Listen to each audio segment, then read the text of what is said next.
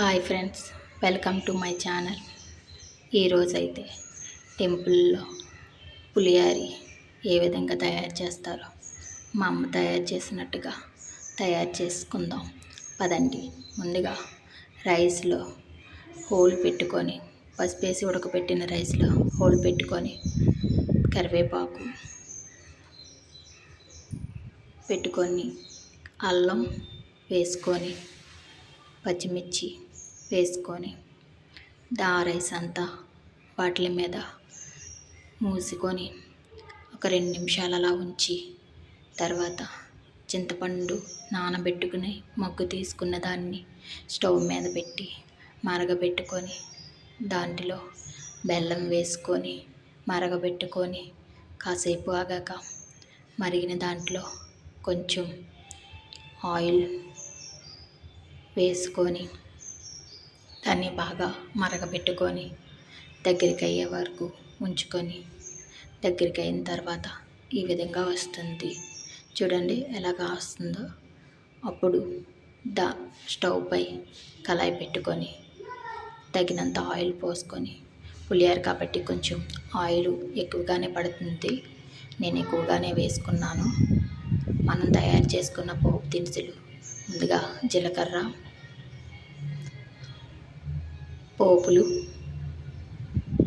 వేసుకొని బాగా కలుపుకొని, తర్వాత శనగపప్పు వేసుకొని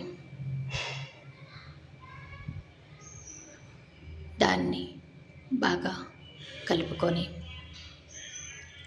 కొంచెం వేగాయి అనిపించిన తర్వాత ఎండుమిర్చి పలుకులు, ఎండుమిరపకాయలు తొందరగా వేగిపోతాయని నేను 2 ఒకసారిగానే వేశాను. ఆ రెండిటిని మొత్తం అన్నిటిని బాగా కలుపుకొని, అందులో అల్లం, వెల్లుల్లి మా అమ్మగారు వేసేవారు, పచ్చిమిర్చి బాగా కలుపుకొని, తర్వాత కరివేపాకు వేసుకొని బాగా కలుపుకొని, బాగా వేగిన తర్వాత స్టవ్ ఆఫ్ చేసుకొని, మనం ముందుగా తయారు చేసుకున్న రైస్ని ఒక పళ్ళెంలోకి వేసుకొని, అందులో ఉన్న కరివేపాకుని తీసేసి దాంట్లోకి చింతపండు మొగ్గుని వేసుకొని దాన్ని బాగా కలుపుకొని, తెప్పాల్లో ఉన్న మొగ్గులోనికి రైస్ వేసుకొని ఆ మొగ్గు మొత్తం తీసి పళ్ళెంలో వేసుకొని బాగా కలుపుకొని, నిమ్మకాయ పిండుకొని, నేనైతే ఒక నిమ్మకాయ మాత్రమే వేసుకున్నాను.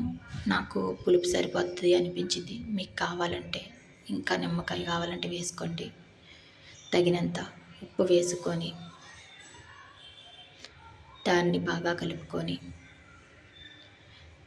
కలుపుకున్న తర్వాత మనం ముందుగా తయారుపరిచిన పోపుని అందులో వేసుకొని, దాన్ని కూడా ఆ పోపు దినుసులన్నిటిని పులిహోరలో బాగా కలుపుకొని అటు ఇటు అంతా కలుపుకున్న తర్వాత అక్కడక్కడ కొంచెం ఉండిపోతుందని నేనైతే చేత్తో కలిపేశాను. మొత్తం మొగ్గు, చింతపండు అంతా పోపు దినుసులు అంతా కలుపుకున్న తర్వాత చూసుకోండి. తర్వాత ఈ విధంగా నేను ఒక బౌల్లో తీసుకొని, పులిహోర అయితే రెడీ అయ్యింది. Temple side pulihora. Please subscribe.